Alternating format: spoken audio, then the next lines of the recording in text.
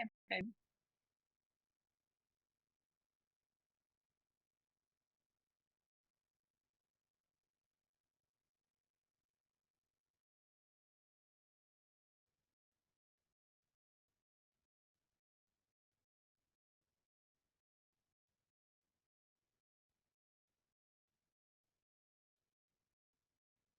Hey, everyone. Hey, Shay. Hey, Jasmine.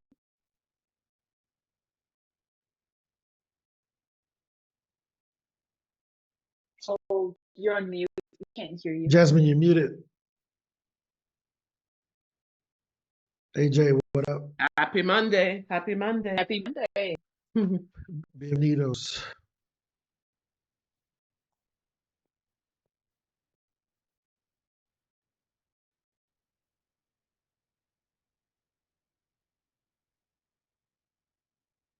So, Jasmine, did you arrive at the conclusion you were looking for over the weekend? And you know you're not recording, I right? get the idea. Oh, you're recording? Pardon me? Yes, it is. We're going to take All notes. right, cool. All right, what was it, Jasmine? Yeah, I mean, I so apologize for hitting you up on a Sunday, but when I got inspired, I was hoping you wouldn't see the text till Monday. No. And on my fingers I were work every going day. faster than my brain. Yeah, I mean, I know health and wellness is a broad spectrum, and I'm versed in all areas of health, most areas of health and wellness. But you kind of think what most people are going through at the moment. So the burnout topic, can present in a way that it doesn't come out right out the gate, as you say, negatively. But it comes off where people stop and say, "Hey, you know what? I like to remove one of these things from that pie. You know, I'm going to aim to remove one of these things from that pie. The pie is filled with all these things. So if I can, take out stress, and in, insert well-being. So the pie is made up of positive and negative. So I worked on it all over the weekend, and did a couple test speeches to the microphone, and I like that. I mean, I want to hear your perspective on that, because I was going all over. I kind of threw the text out there to you. Well, I'll share this with you. Daryl, good to see you also. And here, I'm going to share this with you. So, whenever you're doing things, Yeah, they turn right? If we think of the story of Jesus and the offer is salvation, sometimes to get the person to go to church, you got to say, "Hey, man, I heard your mom just passed. Come to church. We'll pray for you. Hey, I heard your marriage is struggling. Come to church." No, the story and the offer is still the same, but I have to use a different hook to get them into the church to begin with. And the problem with most speakers is that they're trying to use the same hook for everybody, and they wonder why nobody's paying attention to them. So you have to have a different hook. That's why we don't do generic pitches. Because when you're pitching a different stage, you're still going to give your same speech, but you got to have a different hook to twist your story into the motivations of that particular conference, podcast, event planner, so forth and so on, right? But the issue is most people try to find one big hook, and they're just trying to get Moby Dick, the big whale, on the hook instead of just a bunch of fish so that they can eat, right? And I think that that's the one thing, is that most fish can't fit on the big hook that will catch the whale. So we have to have multiple hooks in the water, not just one big one that we think works for everybody. Excellent. For example, I get your point absolutely, because it came over me and I figured, I'll put it to you before I start really putting too much time on it. But one of the response I got back from my efforts on the weekend it was something that they didn't put in there, like well-being, but it's all about, women going through menopause and stuff like that. So because I know the root cause of most of the ailment that people real is inflammation and a lack of fitness and health and wellness. So I pitched, and I got a response. They're all full for December, but please get me more information and send it to me. So right after I spoke to you, I did that one. Normally, I would have gone,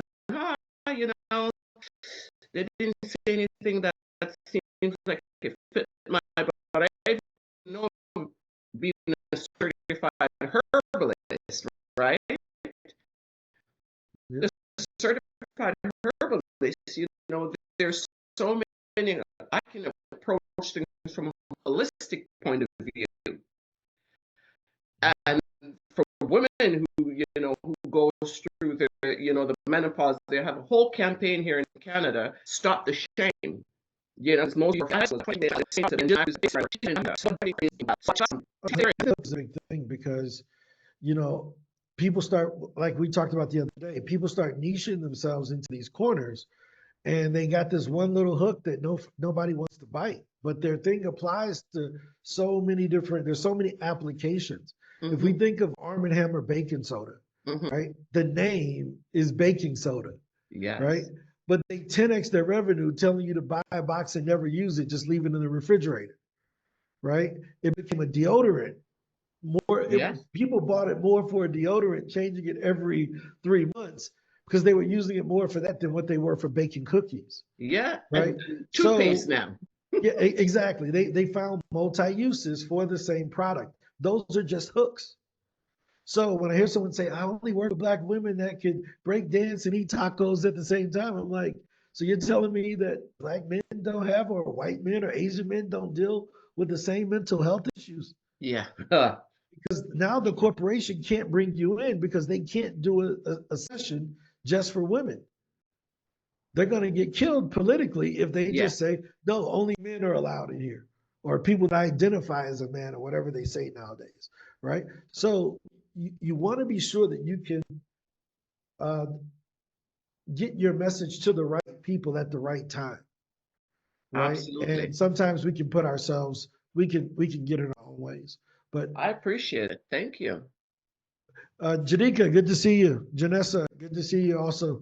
Dr. Karen, it's always good to see you, But yeah, so any questions before we get started? I have some cool things I want to talk about today that are kind of a bit of an Dr.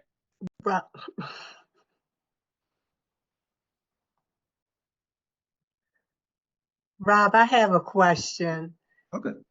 And it relates to the archives and how to use the archives. Say, for example, if you put, like I get the emails and the guest is in the process of doing a pre-interview with me before assigning the interview, and say I mistakenly put it in archives when I just want to hold it out rather than sending a follow-up. And you need to be able to take it out of archive? Right. Okay, let me see if I can help you with that one moment.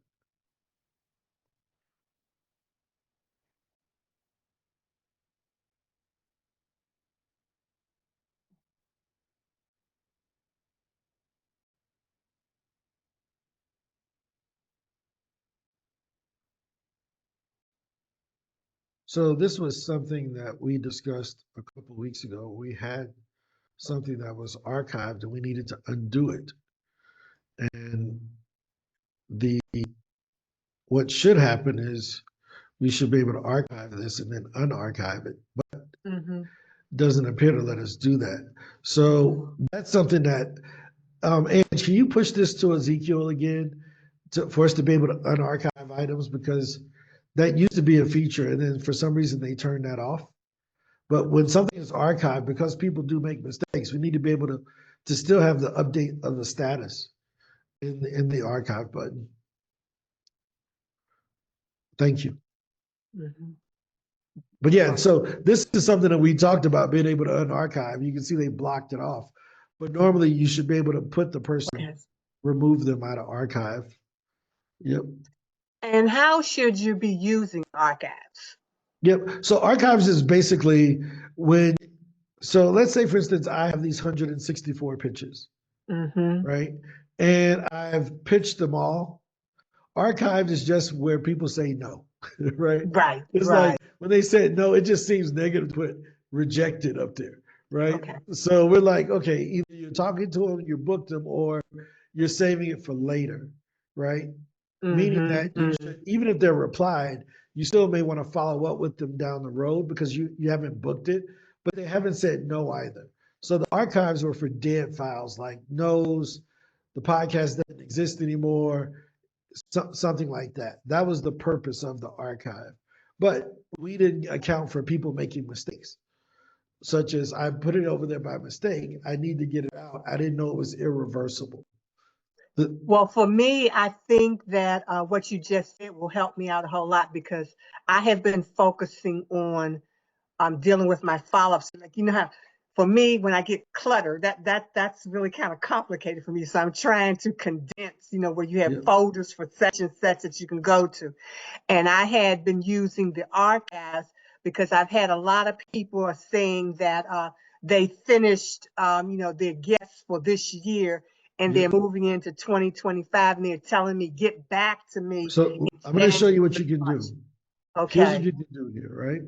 So let's say, for instance, I have these here, right? Right. Well, I have a contact list, right? And Okay. right, I Okay. can I go see where you're going. and create a new list and then just Right. search for Brent again over here. I know this is long, but this is the workaround, right? O'Bannon. Right. Let's see. I go to Brent and then it says add to a new list. I can just add them, follow up to my 2025 Gotcha. list or my Gotcha. next year list, and it'll still. So if I add this here and I create a list called uh, Follow-ups. February Mm-hmm. 2025, so I know that that's who I need to follow up with. Now he's on that list. So then when I go back to my mailbox and I go in and reply, I can see that right there. Do you see that? Yes. Yes. Okay. So that's more of an advanced thing, kind of an advanced workaround for being able to tag and plan follow-ups. Okay. So, but we leave it open so that you can have the freedom to manage it however you would like, because everybody's Okay. going to build their own workflow. But I know people who have used it this way. So that's why I knew to tell you to do that because someone else was doing it this way. I'm like, oh, that makes sense. Where for me, I would just schedule the follow-up automatically, but some people don't want to write the follow-up just yet. I would put it in my notes and just follow and automatically put the follow-up. But this is an easier way for me to visually see it without having to open Yes. it up, Yes. right? Okay. Thank you. That helps. That now I got it. Perfect. Yep, Thank you.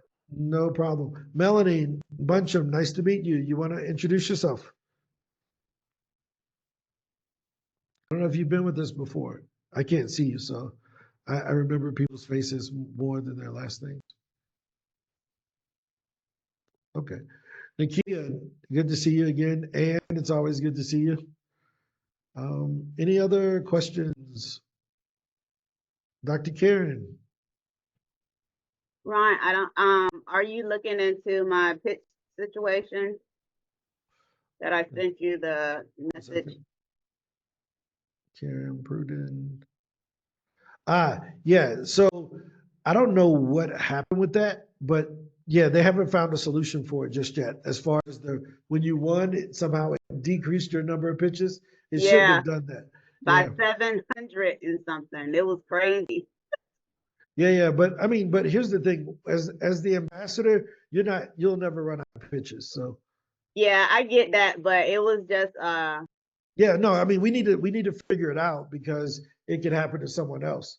But mhm. it just seems like it was something wild at that point in time. Yep. Nakia, how are you? I'm good. How are you? I'm doing well. I'm doing well. You want to introduce yourself? I'm Nakia Jones. I'm the business development manager with MCO Construction Servicing. Okay, cool. Do you work with Ann? I absolutely do. Okay, okay. I just never seen your face before, so I Oh, thought you were. I didn't know if you were on Ann's team or not. I apologize. I think you've been at several meetings before, but this is the first time that the photo popped up. And okay. Melanie, nice to meet you. How are you? Hey, how are you doing? I'm Good doing to see you well. again. Yeah, great to see you also. You want to remind us what you speak about? I'm in real estate, so I speak about real estate tax deeds and tax liens and other real estate products. I met you with Dr. Teresa. Okay, perfect, perfect. And Ann, what's your question? Thank you, Ron. My question was centering around the answer you just gave about, we were just talking about this morning, about where do we archive all the pitches that we've done and the status. And I think that the screen you had up where you said, I shouldn't use the word archive, but where do we track? And I Right. think that you answered that question. Actually, here with Nakia, she just walked up, and Janice's on. But I just wanted to, because I was asking our office this morning, how do we track? Yep. So here in the mailbox, we've built like a basic tracking system, right? And whenever you send a pitch, so this is new, is where new pitches go that you haven't pitched yet. So if you just add something to a list, it's going to be in new. When you queue it up, even if you don't send it, it moves over to waiting. Because if you're like me, I get to working on something, my daughter comes in, I walk away from my desk, the pitch is still up there, but I never sent it, right? So that's what waiting is. Once it's sent, it moves over to sent. Okay.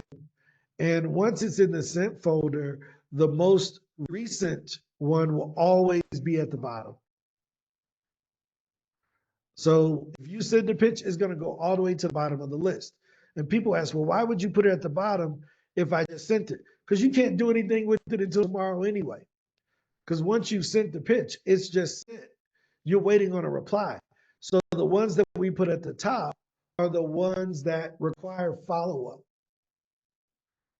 Like the ones that you sent the longest time ago, they pop up at the top. The oldest pop up at the top because they need follow-up. Does that make sense? So that's the purpose of the ordering. Now, you can adjust the ordering by saying, hey, I only want to see my podcast. And you click filter, and it removes all of the different things. You can change it. Mine here in waiting is ordered by default newest to oldest. Or I can change it alphabetical, right? I Okay. can filter this however I would like.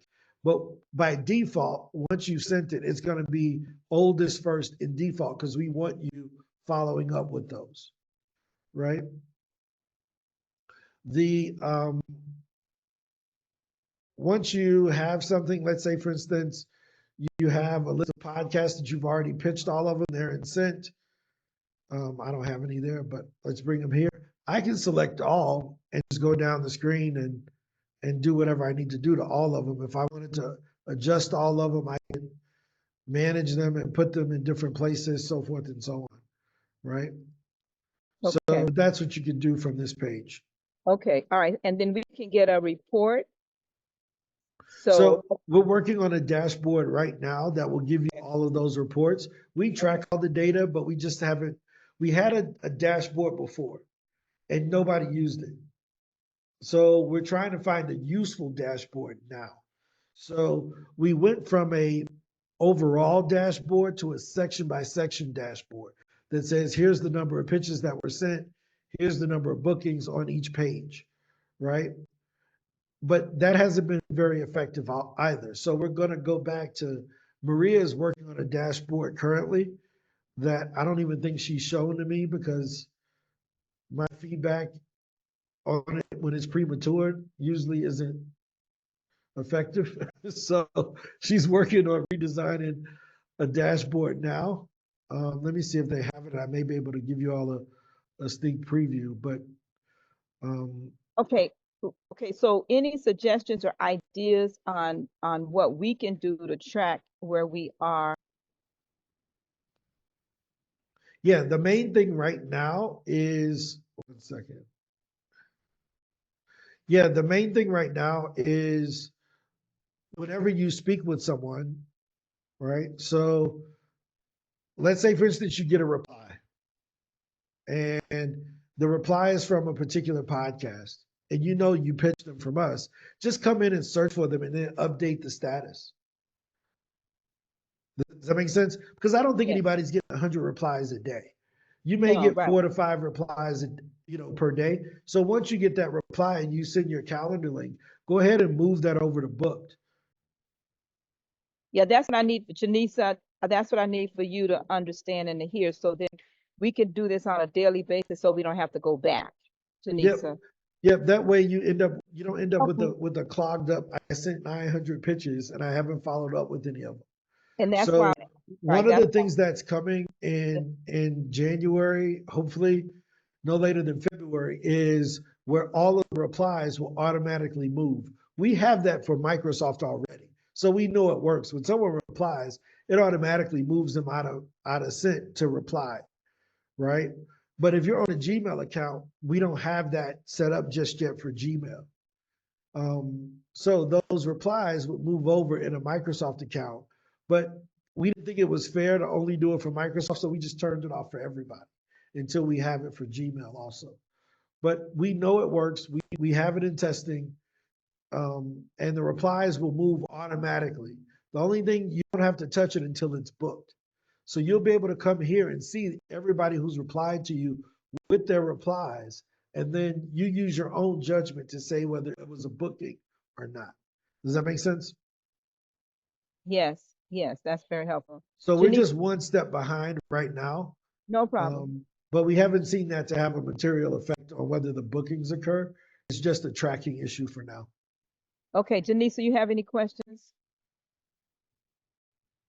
Well, I have one question now. So you know how on Black Friday we created, Nakia and I created our own accounts that were sub to Miss Ann's account? Mhm. The issue with that account that I found is while I was pitching, I noticed that it wasn't counting with the schedule email pitching. So I would pitch, and then Michelle was pitching from the schedule email, and we had pitched to the same podcast. Yep. That was addressed this morning again, and the workaround, we have here, I'll show you. There is a workaround that we argued about this morning in our normal Monday morning meeting. So the debate was around, well, it's not in the notes here, I thought it was. The debate was around the process of how we're going to do it. We're just going to push a quick fix this week so that you can see transparency between your team members. So basically what it should look like, and you should see this by Monday, is here in the mailbox, you see this little space that's open? Mhm. There will be a space that says team. So anybody who your team has already pitched, they will be in here. And when you go to a lead that's already been pitched, the same way that that default tag is there, it'll say Janessa or Karen or Jasmine or whoever's list it's already on, so that you know that this person has already talked to them, so that you don't pitch them. Does that make sense, Janessa? Yeah, thank you. Yeah, it was just more difficult than what we thought it would be. It was something that Lethea Owens brought up about a month ago, and we just didn't have a quick fix for it. But we agreed on a method that we should be able to have done this week. Okay, But thank you. we're hearing you. We hear your feedback. It's just there's no magic button to fix it. So, that's one of the things one of the reasons why we think that the ambassadors program is really important, because it brings a different level of business. And what I mean by that is 99% of our clients don't have a team. So it's not really built for that team member doing that thing. So you all are exposing a lot of the issues that we hadn't thought through, and we're grateful for it. That's why we have you here. We really appreciate that. But Thank on you. our side, it's our Ron, job to get it the way you want it to. Yes, it's helpful. Thank you. Ron, Ange? we have two questions in the chat. Dr. Darrell asked, how do you become a part of the ambassadors program? Yep. And then Dr. Karen wanted to know about tagging her as her profile as an ambassador. Yep. So that's something that Miguel has assigned to him already to go through and tag the ambassadors that we have. So Dr. Karen, I think we talked about that before. Miguel will make that update for you. It has to be done in the database. I can't do it. Since he set up your account, he sets up all the ambassador accounts, and I was doing them at first, putting ambassador next to the people's names, and he wasn't. So he would just put it as elite, whatever, or lifetime, whatever. So he just needs to go in and change that in the database. But we'll get you definitely updated. And it's something that's private. Nobody outside sees it, but it's a badge of honor that I would be proud of. So I think it should be updated. So if you could remind Miguel to do that, that would be great. How do you become a part of the ambassadors program? So the Speaker Up Ambassadors program was an idea created by someone by the name of Lethea Owens, who's the president of the Black National Speakers Association. And I was on a call with her one day, and I was like, one day I want to kind of create this thing, kind of how like Nike has like the best basketball players. They sponsor their shoes, and this person is always talking about Nike, only wears Nike gear. And Lethea was like, well, I know all the best speakers. I can create that for you. And I'm like, okay, yeah, that'll be cool, And then a week later, she was like, I got 15 people ready to go. And I'm like, wait, you did this? Like, when did we decide on this? She was like, well, you said I could do it. And I'm like, oh, holy crap. I'm dealing with a whole nother person that is, I'm thinking I got to give instructions. Hey, it should be like this. She just built this thing and planned a photo shoot and a retreat. And I'm like, hey, wait a minute. Like, what are we doing? So we got that under control now. But it's something that we'll do on an annual basis. Right now, all of the spaces are filled. Some people will continue to do it. Some people will choose not to do it, just like they do with people switch from Nike to Adidas in the shoes.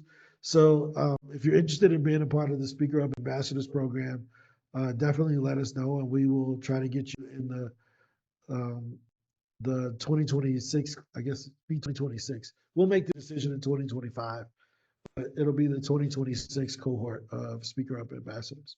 It's been a really good group because it's a lot of feedback from what we call power users. I mean, they're in the top 10 all the time. So, I think Dr. Karen sent 530 plus emails last week. Yeah, just last week. So, and then I think Ann she has her team sending at least 100 a day. So, no, it's a big deal. It's one of those things where the purpose is to prove what can be done with pitching. And since these are already accomplished speakers, it's like, well, this person's already doing 30 gigs before they started using Speaker Hub, and they're pitching this much. How much should someone who's doing 5 gigs a year be doing in order to get up to speed, right? So any other questions before I segue into my little TED Talk for the day about what I want to talk about? All right, perfect. Any other questions? No. No, this isn't a question, but I just wanted to highlight a win for Dr. Karen. If you could share about what happened when you pitched a nonprofit. You just wrote it to me, but I think it'll be really powerful for everyone to hear it as well. Do you mind? Sure. Hold on 1 second. Let me close my office door. Hold on.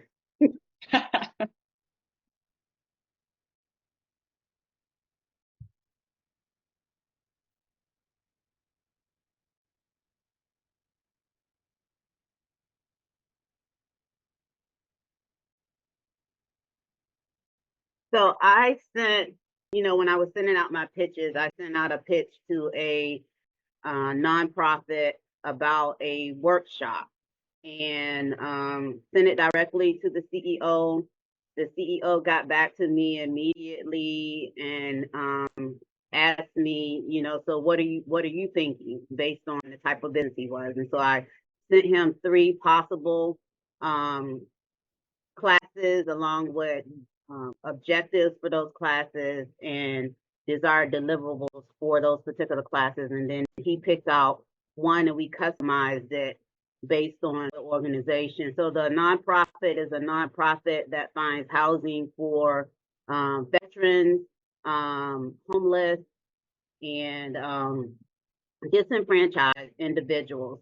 And I sent the class that he picked was a class on, oh, well, wait a minute. Full disclosure, my passive income is I am a real estate investor and I have a real estate license. So I'm a leadership speaker. I don't even advertise my real estate, the fact that I have I do real estate. But because of this organization, which is a housing organization, I put that in the information to him. I'm a leadership consultant. Also, I'm a real estate investor. And so he booked me for the workshop and then asked me to send a copy of my contract. And so when I sent my contract, his vice president of administration started asking for all these other documents. And I'm like, whoa, wait a minute. Why are you asking for my Dun & Bradstreet credit report? Just a whole bunch of stuff. And I was like, I need another conversation with the CEO just to figure out where this is coming from. Don't really have a problem with it right now. I just need to know why.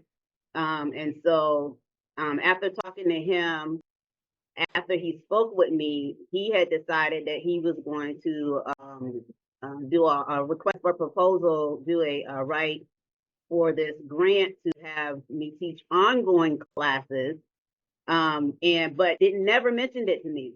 So he had mentioned it internally to his leadership team, which is why she was asking me for all the additional documents, but didn't mention it to me. And so I went ahead and sent off the additional documents so that they can respond to the grant. But yeah, and so one opportunity is basically going to turn into an ongoing relationship with that nonprofit. And it's really kind of a plus for me because I am a silent real estate investor and I don't really want to put that on blast. But if it can help me get internally into these organizations and then also teach leadership classes, then it doesn't matter how you get your foot in the door. Just get your foot in the door and let them see what you have to offer. And so for me, that was a win-win situation. One opportunity has turned into, for at least a year, ongoing paid booked opportunities with that nonprofit. Yeah, and I think that's, I'm glad that you shared that because that's what we started off with talking about the different hooks, right? A lot of speakers put themselves in a box and they wonder why they niche down too soon and too narrow. But in reality, it's like, no, you should have all these different hooks that bring you in, that bring people into you. The example that I used for those who are just joining, the example that I used was religion, right? The prime time when they invite you to church is when you have a death in the family, or your mom is sick, or you're getting a divorce, or your kids ain't acting right. And they bring you in, they say, hey, I know you're going through a tough time with your wife. Come in, we'll pray for you. Hey, I know your mom just passed away. Come in, we'll pray for you. Those are all hooks to get you in to tell you the same Jesus story, right? And I think sometimes we miss that because we say, I do this. I want to find, I'm going to just tell everybody John 3:16. Well, that ain't going to get everybody to church. Everybody don't care about John 3:16.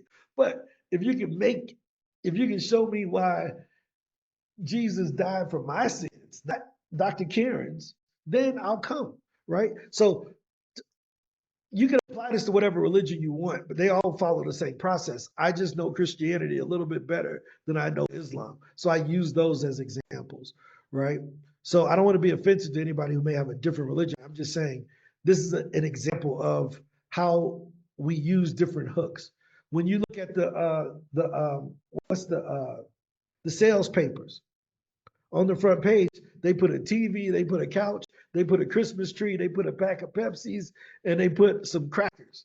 Because they know if one of these on sale, that's one of the hooks that's going to get you to come to buy to the grocery store that day. Now, the rest of the stuff in the store is double price.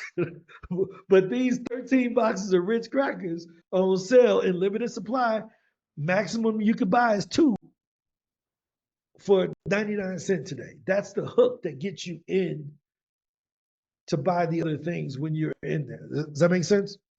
So I want to kind of segue over to talking about speaking overall, because this is the difference.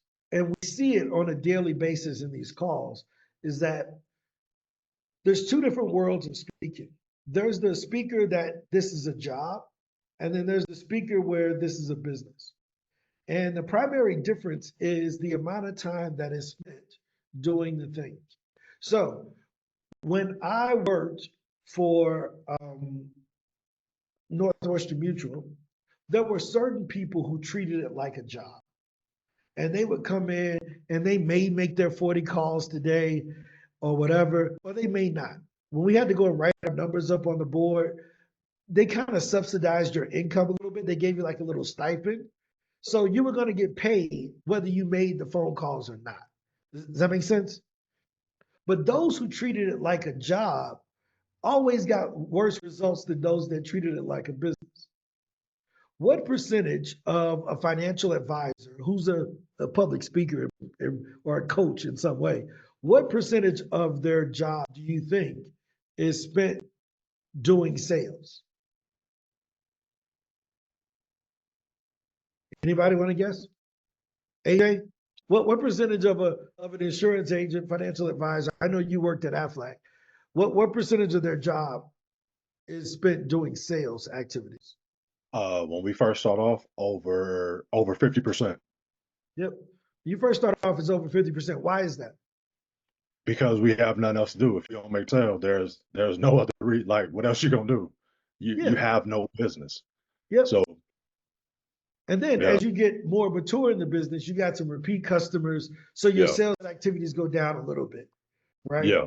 And then as you get really into the business, you got repeat customers and you got advertising and mechanisms in place and maybe a team. So you're, as the owner of the Aflac office, your sales activities go down even more. Right. Does that make sense? Yeah, but that even like you said, that you when your sales activity goes down is because you've hired somebody else to do that activity. Like the activity never goes down. Yep, exactly. So what I did, I'll share this with you guys, but I put together different professions that are kind of like speaking, right? And I'm like, well, how much time do these professions spend on doing sales activities? So let me share this with you.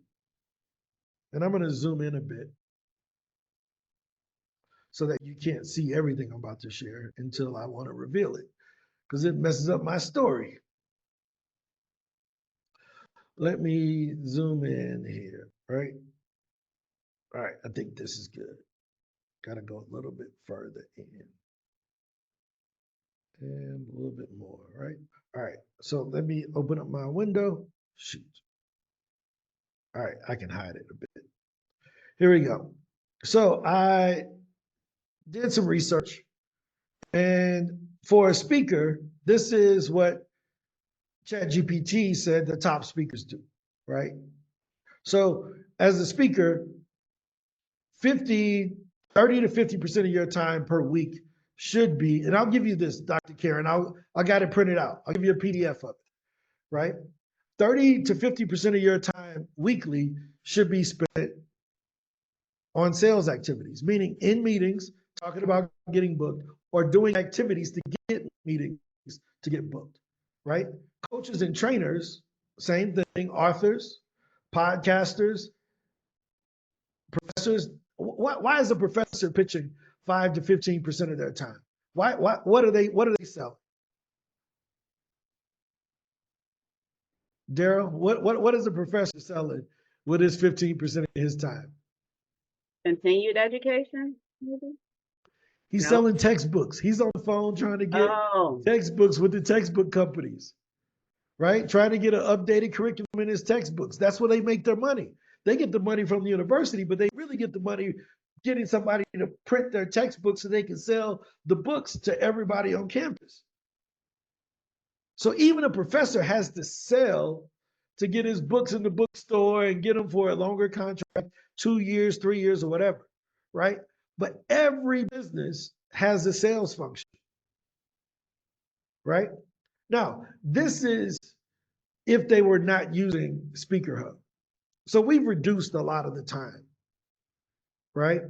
But what does that still translate into on the other side? Because if I'm doing 5 gigs a year, that's 1 gig every 2 months, if it's 6.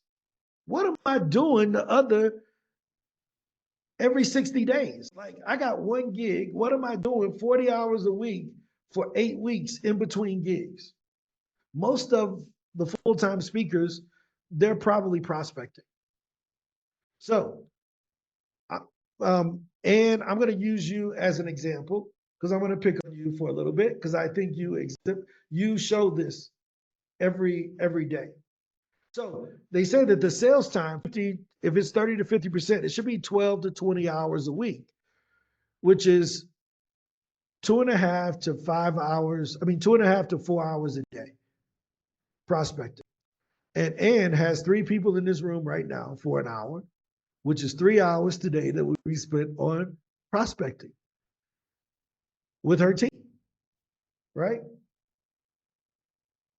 Janika comes in and she spends an hour a day, which is great. Or she may spend some time outside of here, which is great, which is why she's always getting results because she's spending the time sending the pitches.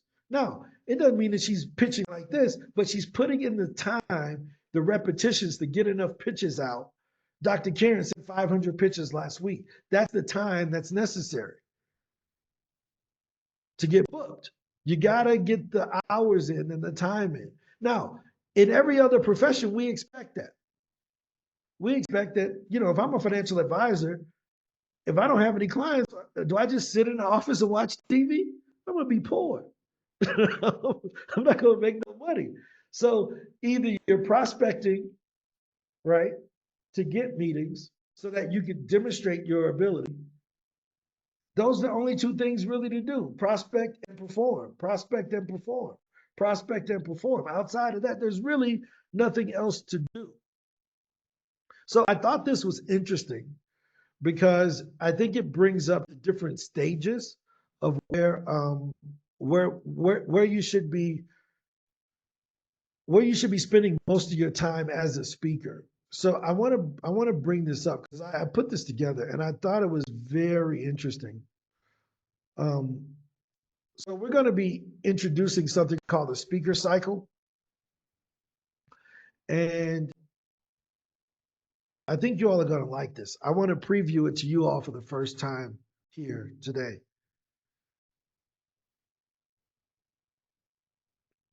One second here. Does that make sense, guys? What I shared? Okay, so let me share with you the speaker cycle. So the speaker cycle is basically our way of explaining how much time it takes to get a podcast interview and how much time you're going to wait before that interview's out, right? So without Speaker Hub, you're probably going to spend 1 to 2 hours just looking for a podcast and trying to get the pitch together and listening to them, doing all the preparation and the research. Then you got to write the emails and make a list and do all of that. And then you got to follow up. And then you got to nurture it, right? So that is the time without Speaker Hub. But if you just follow our 30 minutes a day thing that we tell you, you can knock this out in 1/5 of the time. Does that make sense? Now, to get booked on one podcast without Speaker Hub, it probably takes you 5 hours of work, unless it's a friend of yours. And you're not going to see that booking go live for 2 to 4 weeks. Does anybody disagree with that? In your past, prior to using Speaker Hub, is this accurate, Janika? Right? So, but let's talk about a local association. Well, you got to find the association, find the contact person, do the research. It's going to take you 4 to 6 weeks to get that local association gig. Right? For conferences, it's going to take 3 to 6 months because the conference is booking 3 to 6 months out. They're not booking for January conferences December the 9th. They're booking for May, June conferences right now, but not January's if they're a decent sized conference. right? And then how much time does it take to get approved for a magazine as a contributor? Probably maybe 2 to 3 months to get your writing skills up. After you do re-edits and revisions, you got to get good at writing in order to get approved. So you submit a bunch of stuff to get that article approved based on what they're expecting. So that's why we always push. You should be pitching all four if you're in the elite or experienced status. You should be pitching podcasts, local speaking gigs, and conferences all simultaneously because they'll come in at different times. So the only way you can have 4 podcasts in a month along with a association gig is if you're pitching them at the same time. That's why we have that speaker formula. Does this make sense? So we give you 2 of these, 3 of these, 5 of these. That's on purpose because I know the timelines. This is based on our data. This isn't some random data. This is based on what we've done in my business over the last 6 years and when we brought in Angela's agency. So most of y'all don't know, Angela ran an agency where all she did was pitch clients. So we have all of that data. I have the 400,000 emails I sent last year, so I know how many pitches it takes. So if you're following this, what we're trying to do at Speaker Hub is just diminish this top line time. If I can cut this time spent in half, that's a win, right?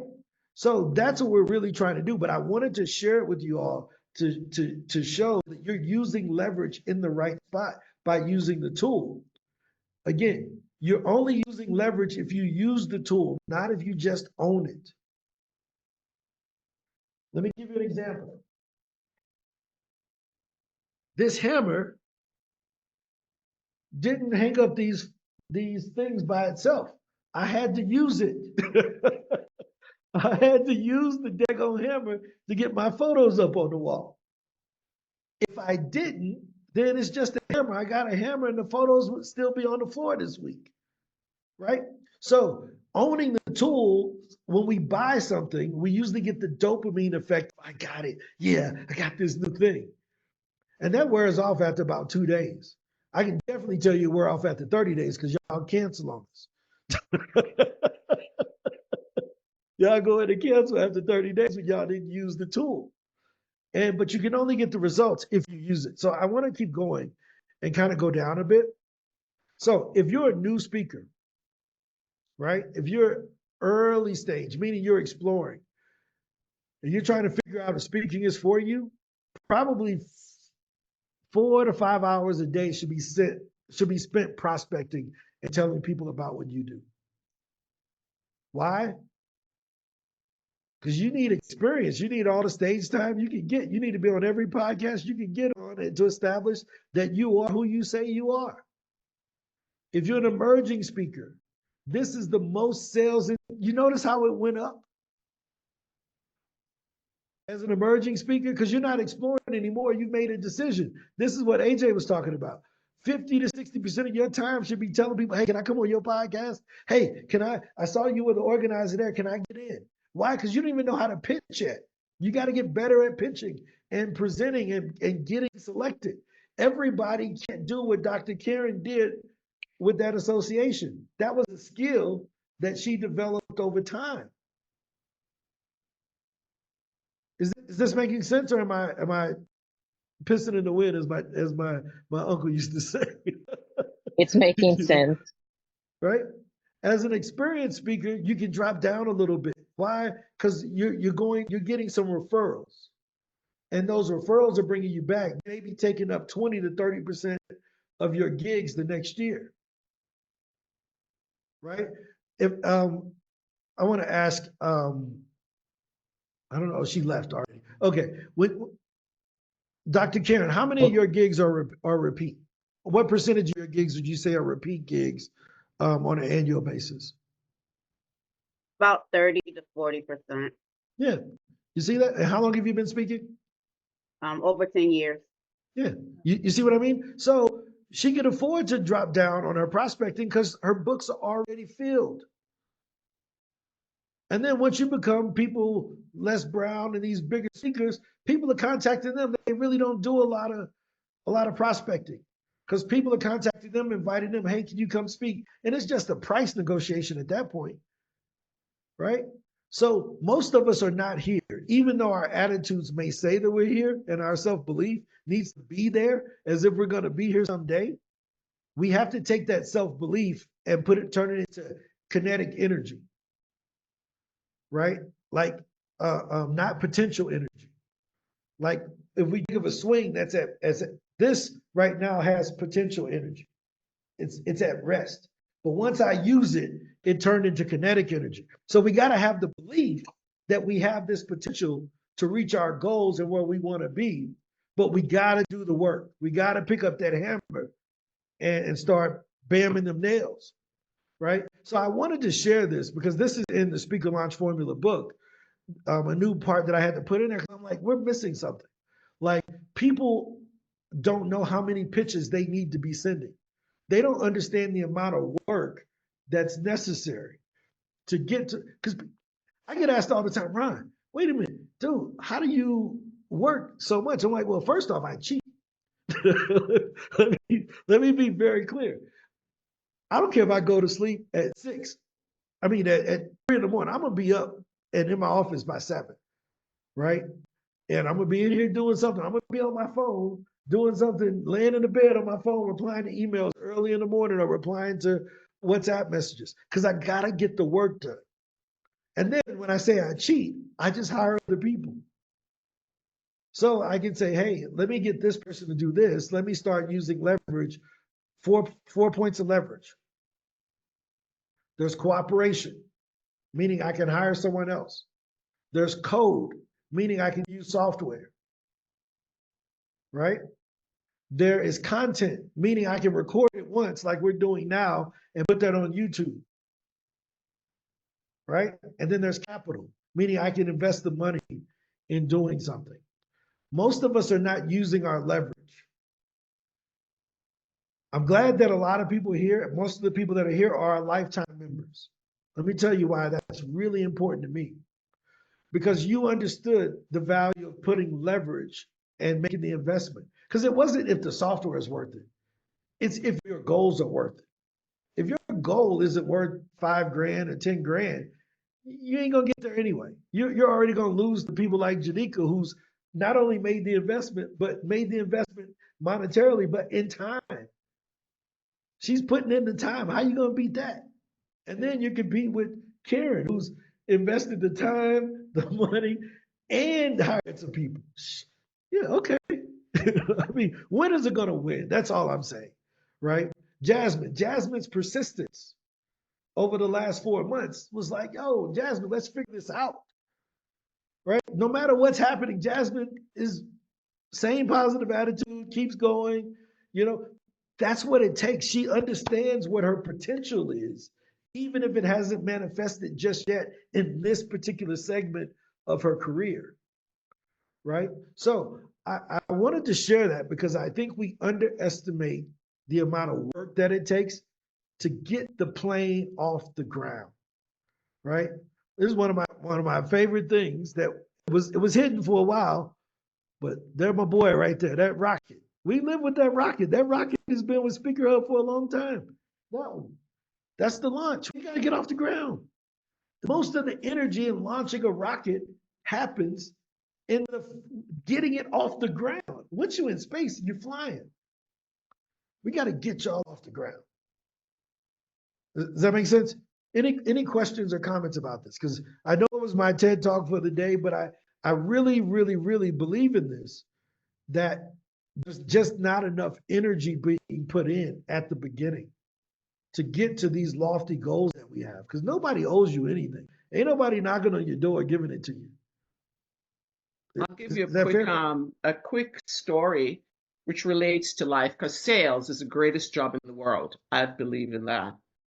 But in my former life in the health and wellness, like I was responsible for building maybe 20 wellness grounds from a hole in the ground.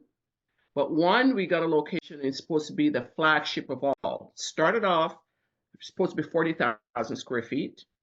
Then they kept expanding and expanding, long story short, to 75,000 square feet. What do you think happened to all my salespeople that I had working with me with the initial launch? First of all, it's a hole in the ground. So I went to see the bare land. Then the people came in and they excavate. Then I done a hard hat, meet with every powers may be, and I had sales staff along the way. And I'd come back and have a big power meeting, sell the sizzle, not the steak, they get them interested. Well, by the time this fitness club was finished, I lost every salesperson. They couldn't see beyond what we were at. They couldn't dream big. It took 7 years. Wow. Before we opened that door. 7 long years. I remember I went to California and Joe Gold, who's run for all the gold gyms, and I had to get up and talk about this experience. And I told him it took 7 years, and everybody went, and then all the salespeople wanted to come back. So I understand the concept of, I'm not afraid of starting from anywhere, give me a hole in the ground, give me a patch of land, let me start my Speaker Hub career, because I've already started dreaming way down the road of where I can be. And that's what propels me. I sent you an email yesterday, and I'm not just writing, just to give you the idea, just to add on to what you're saying. I sent you an email yesterday, and all I was going to do was send an email. And I opened up,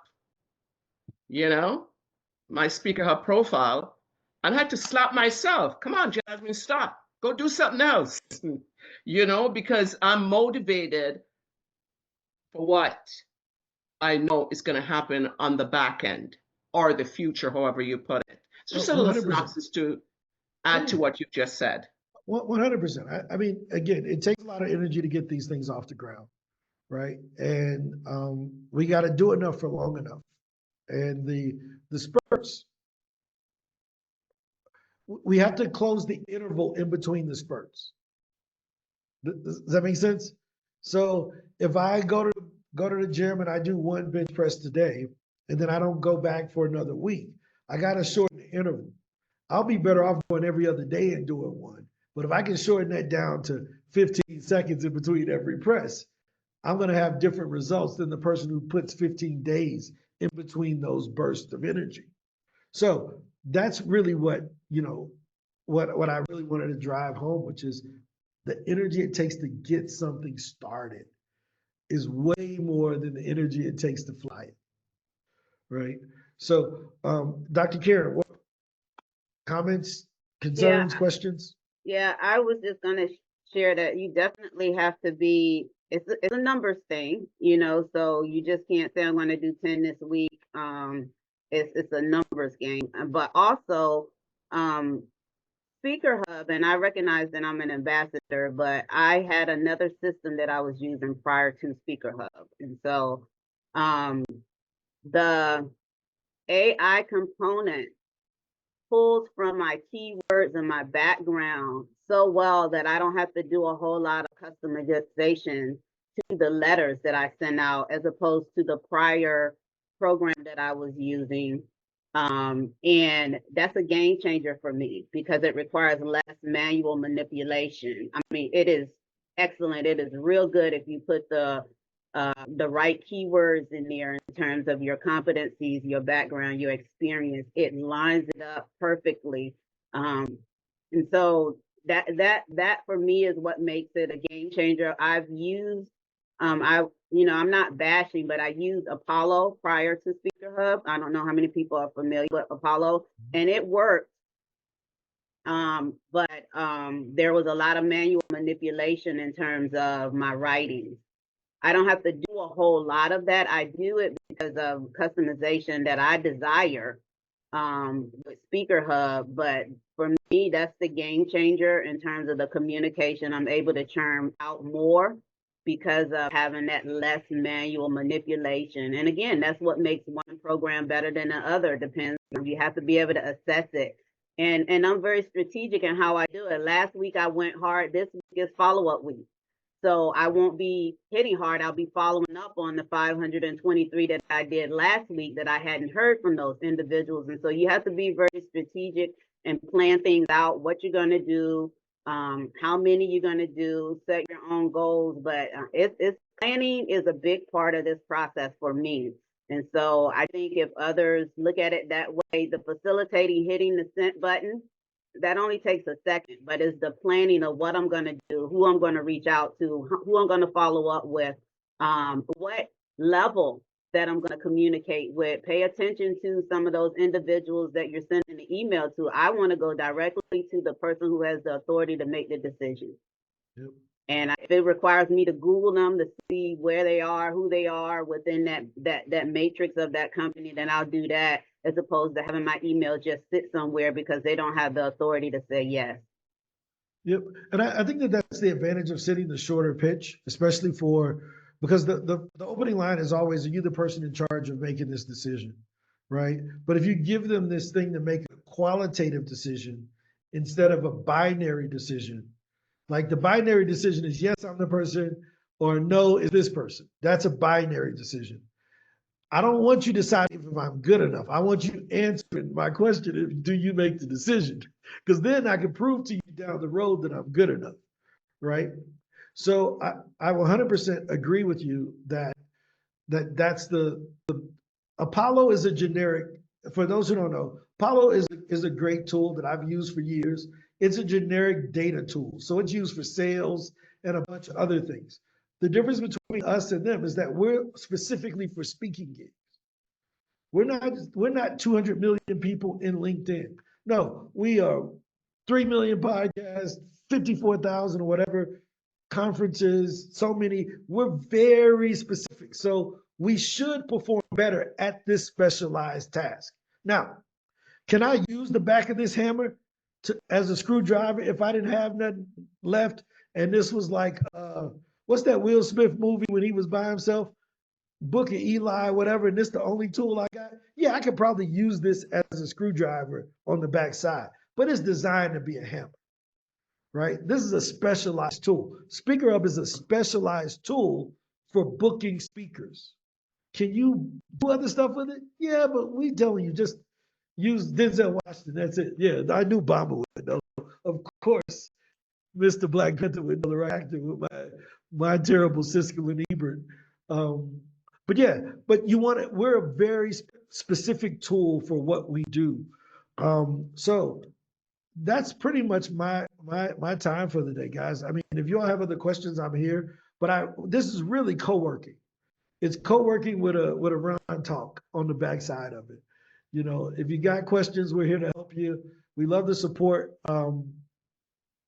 The support task, Bamba, your list, you should have that by the end of the day for what you sent over. We have that ready for you.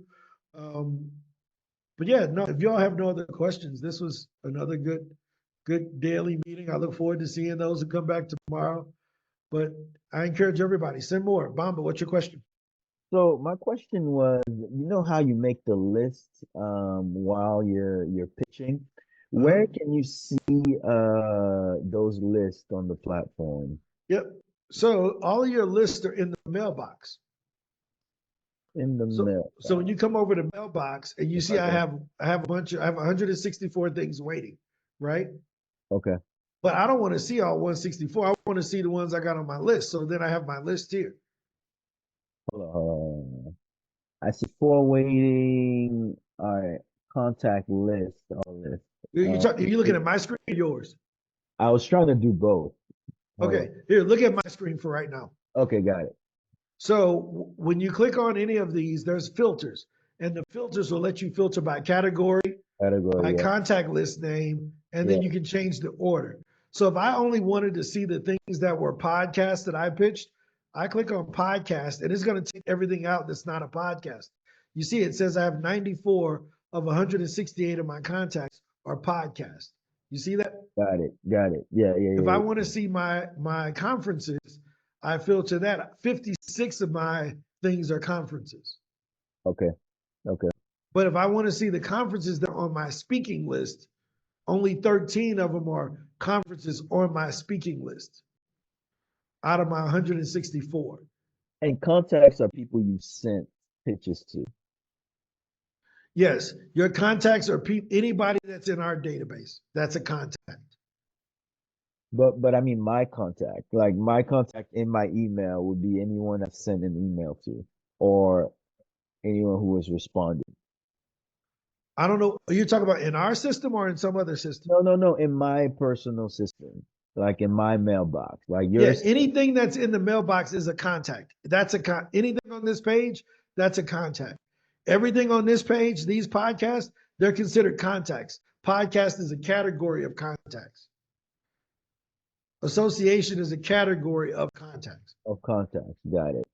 Does that make sense? Yes. Yep. So every piece of data, we consider those contacts. That's a contact list, right? Okay. And then you're just sorting, filtering what category of contacts do you have? What list did you put the contact person on? And how do you want to order that list when we display it? Okay. Make sense? Yeah. I think that makes sense. Yep. So let me see where we at on this leaderboard. Let me see who already. Israel is back at it. Nicole is back at it, and her team is already back at it. They've been using this time wisely, right? This is good to see. Tiffany Maurice is killing it. Tiffany was exciting. Like, we're gonna have her come on and talk. She does government contracting. Amazing, amazing energy. I'm gonna have her come on one day and talk about some different things. Yeah, no, this is good. This is good. Bamba has been pitching. Good. Good to see you all, going. We got to get more of you up on this list, though, right? Because the big gun's going to come in and they're going to start pitching. Saran, she's already at it. Karen, she's coming after you. She's trying to catch up with you. Saran is the ultimate competitor, She's coming. So, quick question, Ron. Yep. On the leaderboard, can you go back to your leaderboard again? 2 questions I need to ask you quickly. Yep. So on my yesterday, by the time I finished, I had 128 pitches, right? Okay. It ended up at 116 on the leaderboard, but that's, I know of sense, so wasn't that, curious about it. So today it's showing on my platform. Today now it's showing 89. No, I know I have not done 89 today. I've only done 6 today, but I did 128. Ended up with 128 yesterday. Right. So I'm just wondering, some of those were sent. So the timing is on GMT time.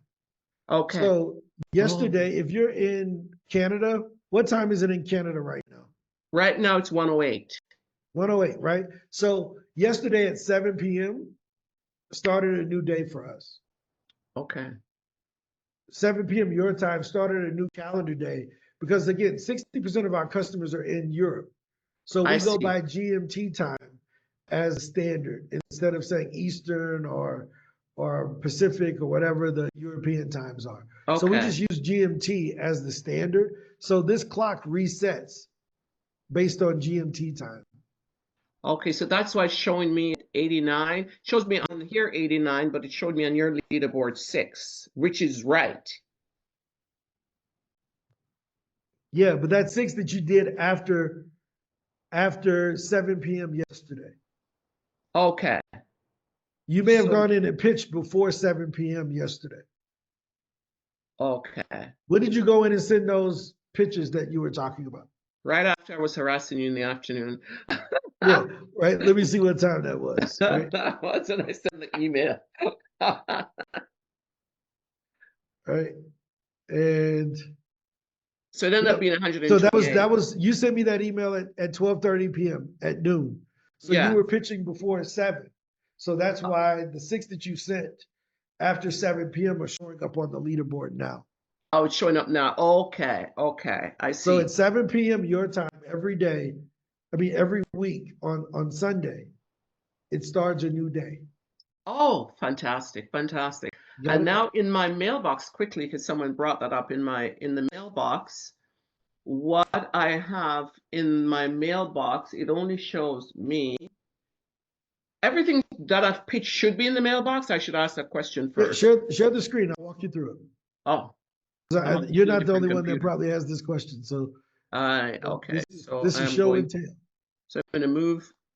You want me to do it on your screen again, huh? So I'm going to go on. Here we are. You hit the green That's you, share right? at the bottom, the arrow at the bottom, share. Yep. Oh gosh, I'll come back. Oh, sorry. Sorry. Where are you? We're still here. You didn't you didn't kick us out. Let me find you and then I share my screen. How about that? Okay, so I'm going to See you later, Karen. See you later. Hey guys, we're in overtime. We're 11 minutes over 1 p.m. If you have to head out, feel free. But if you want to stay, we're here. All right, go ahead and log in. Continue with Google. Okay, continue with Google.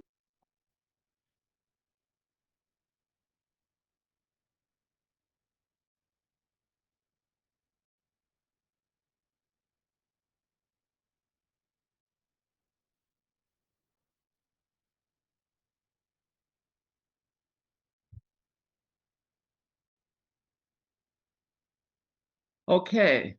Right. Is this me? And go ahead and click on mailbox on the left. Okay, now it shows one mailbox. Yeah. Right. So when I scroll down to the bottom and move you up here, and I scroll down. Yeah. So what showing me happening? That those are the only ones that are showing up in the mailbox. Yep. So scroll up a bit. So at the top, you have new, which is 7. Those are 7 that you haven't pitched. Next to it, there's a tab that says waiting. Do you see that? So, okay, waiting 2, yeah. Those are 2 that you started, but you didn't send. Okay. And then there's 117 that you actually sent out. Okay. So overall, that should put you at 126 total that were sent so far. Okay. Yep. So if you click on sent. Click on sent? Yep, click there. So now what you're going to see is that organizational health advantage is the oldest pitch that you've sent. So click on follow up. This one? Okay. Yep, click on the orange follow up there. And you'll see you sent that original pitch on September the 30th. And you haven't followed up with it. Yep. Oh, you sent that when you and I spoke. Yep. Yeah, you sent that, and I have 2 follow up on that, right? I've already haven't followed up yet. So when you would click follow up. Why does it say 2 follow up there then? No, that's the second step. And then booked is 3. Oh, so okay.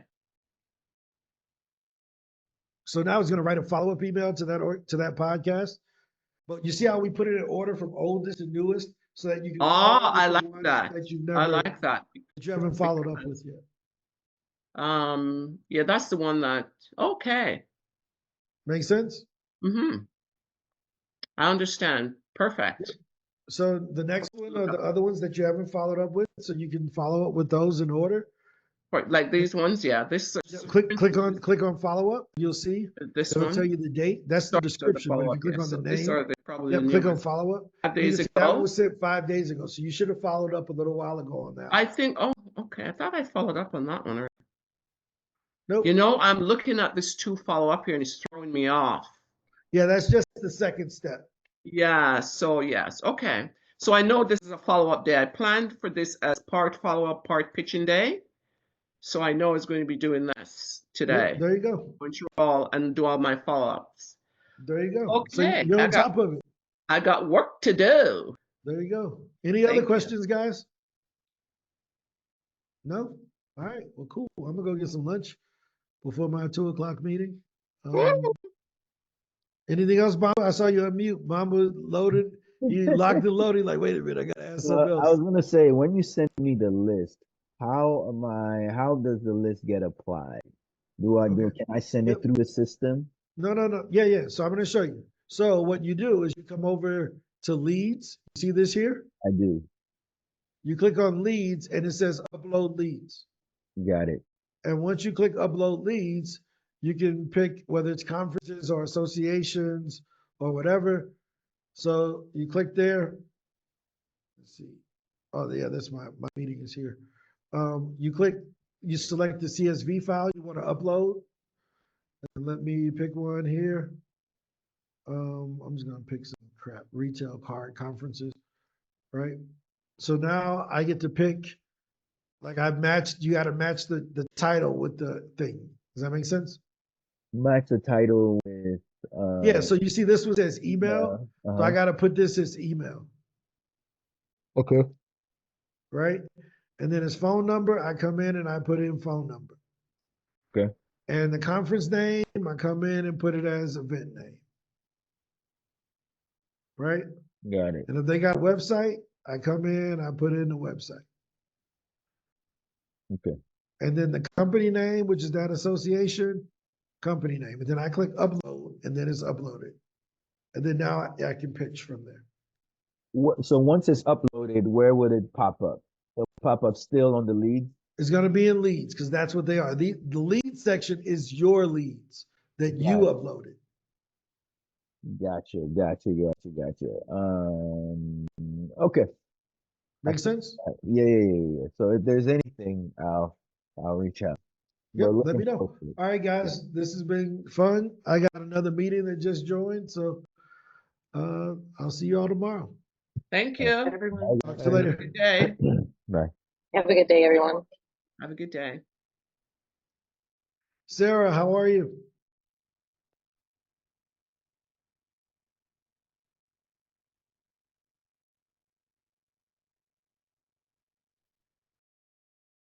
Hello. Hi, Ron. How's it going? Good. How are you? I'm doing well. How can I help? Um, well, I'm